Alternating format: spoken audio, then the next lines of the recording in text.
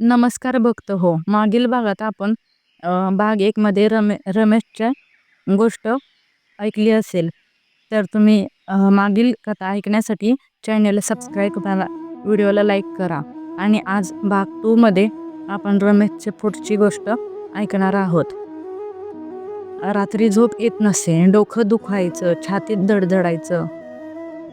असं रोजच चाललं होतं.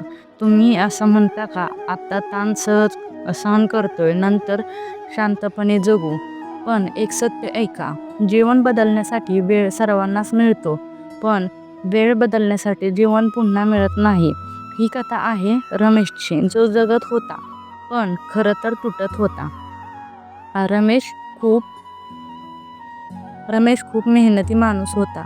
ऑफिस, टार्गेट, EMI, जबाबदाऱ्या सगळं काही त्याच्या डोक्यावर होतं. तो नेहमी म्हणायचा, आता ताण सहन करतोय, एक दिवस सगळं सेटल झालं की शांतपणे जगू. पण त्या एक दिवसाची तारीख येतच नव्हती. त्याला सतत टेन्शन असायचं. रात्री झोप येत नसे, डोकं दुखायचं, छातीत धडधडायचं, कोणाशी बोलावंसं वाटत नसे. तो हसत होता, पण आतून तुटत होता. एक दिवस ऑफिसमधून घरी येताना त्याला अचानक चक्कर आली आणि तो खाली बसला.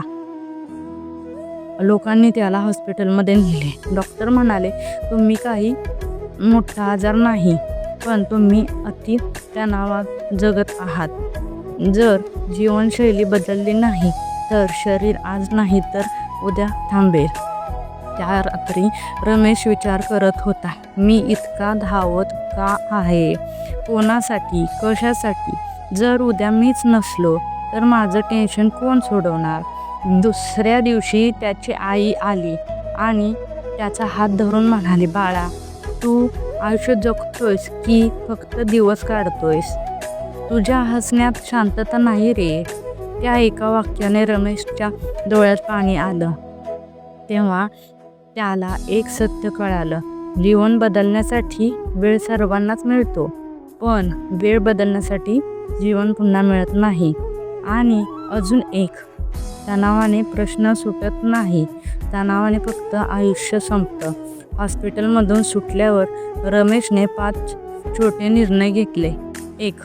रोज 10 मिनिटं शांत बसायचं. 2. फोन बाजूला ठेवून कुटुंबाशी बोलायचं. सगळं माझ्या हातात आहे हा भ्रम सोडायचा. 4. देवावर आणि वेळेवर थोडा विश्वास ठेवायचा. 5. स्वतःसाठी अपराधी न वाटता वेळ काढायचा. हळूहळू त्याचं टेन्शन कमी झालं, झोप सुधारली, डोकं हलकं झालं, मन शांत झालं. समस्या तशाच होत्या, पण तो आता तुटत नव्हता. एक रात्री रमेश झोपत होता आणि त्याला एक सुंदर स्वप्न पडलं.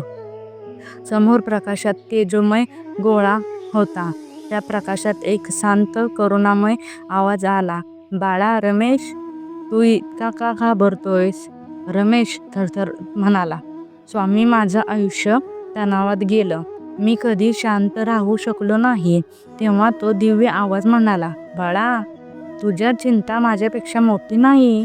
तू फक्त भार माझ्यावर टाकला शिक. वेळ तुझ्या हातात नाही, पण तू वेळेत कसं जगतोस ते तुझ्या हातात आहे. तणावाने प्रश्न सुटत नाही, पण श्रद्धेने मार्ग नक्कीच मिळतो. तू रोज माझं नाव घे आणि आजचा दिवस पूर्ण जग. तेव्हा रमेश दचकून जागा झाला. त्याच्या डोळ्यात पाणी होतं, मन मात्र खूप शांत होतं. त्याने डोळे मिटून हात जोडले. श्री स्वामी समर्थ.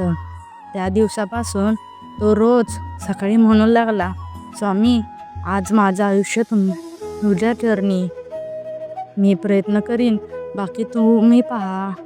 आणि खरंच त्या समस्या कमी झाल्या नाहीत, पण त्याची घालमेल संपली. त्याचं मन शांत झालं आणि त्याचं आयुष्य हलकं झालं. आज रमेश म्हणतो, मी श्रीमंत नाही, पण मी शांत आहे. आणि शांत माणूस खरं तर सगळ्यात श्रीमंत असतो. जीवन बदलण्यासाठी वेळ सर्वांनाच मिळतो, पण वेळ बदलण्यासाठी जीवन पुन्हा मिळत नाही. तणाव सोडा, श्रद्धा धरा आणि श्री स्वामी समर्थांवर भार टाका. जो स्वामीवर सोपवतो त्याचं आयुष्य स्वामी सांभाळतात. जर तुम्हालाही शांत, श्रद्धा आणि स्वामी समर्थांचा विचार आवडला असतील तर चॅनलला सबस्क्राईब करा आणि हा व्हिडिओ कोणाला तरी जरूर पाठवा, कारण जो स्वामीवर सोपवतो त्याचं आयुष्य स्वामी सांभाळतात. श्री स्वामी समर्थ. धन्यवाद.